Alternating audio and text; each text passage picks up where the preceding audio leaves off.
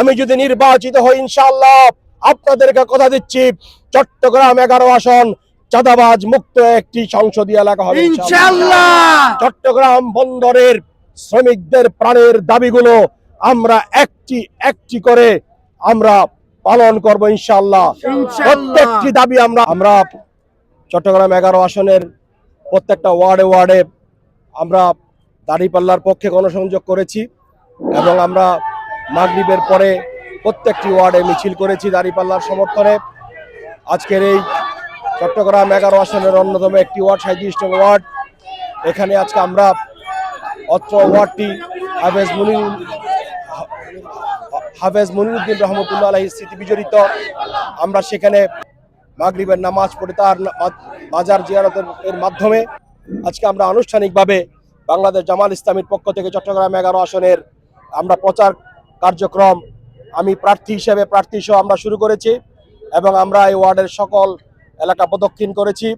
আমরা এই চট্টগ্রাম 11 আসনকে বাংলাদেশের হৃৎপিণ্ড চট্টগ্রাম 11 আসন ইপিজেড, পতেঙ্গা, বন্দর, সদরঘাট এবং ডবল বোরিং এলাকা নিয়ে আমরা এই বাংলাদেশে জামাত ইসলামী ইনশাআল্লাহ মানুষের ভালোবাসা নিয়ে আগামীতে যদি নির্বাচিত হয় এবং আমরা বিশ্বাস করি জনগণ বিশ্বাস করে আগামী ত্রয়োদশ জাতীয় সংসদ নির্বাচনে বিপুল ভোটে অধিকাংশ আসন নিয়েই জামাত ইসলামী বিজয়ী হয়ে সরকার গঠন করবে ইনশাআল্লাহ।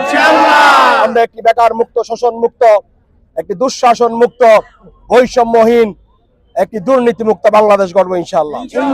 আমরা সকল ধর্মের মানুষ, সকল দলের মানুষের বসবাসযোগ্য একটি মানবিক বাংলাদেশ করব ইনশাআল্লাহ। এই চট্টগ্রাম 11 আসনের বিরাজমান সমস্যাগুলো, এখানকার যানজট, জলাবদ্ধতার সমস্যা আমরা সমাধান করব।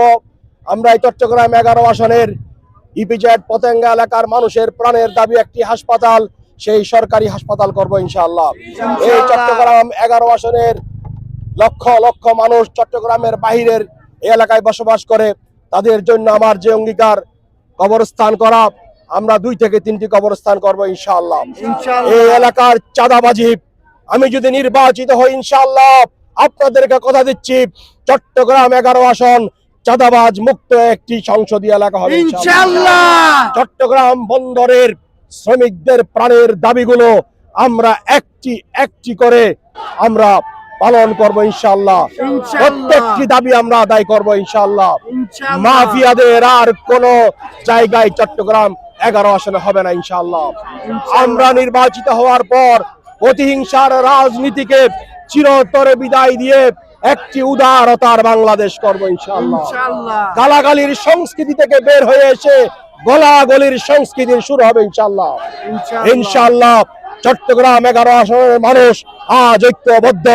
চট্টগ্রাম 11 আসনের মানুষ বিগত সময়গুলোতে যারা এখানে সময় দেয়নি, প্রতিশ্রুতি রক্ষা করেনি, বঞ্চিত হয়েছে, মানুষের হতাশার ক্ষোভের জায়গাগুলো এই এলাকার সন্তান হিসেবে, এই চট্টগ্রামের মাটি এবং মানুষের সন্তান হিসেবে, এই এলাকার ভাই হিসেবে ইনশাআল্লাহ আমি পূরণ করব ইনশাআল্লাহ।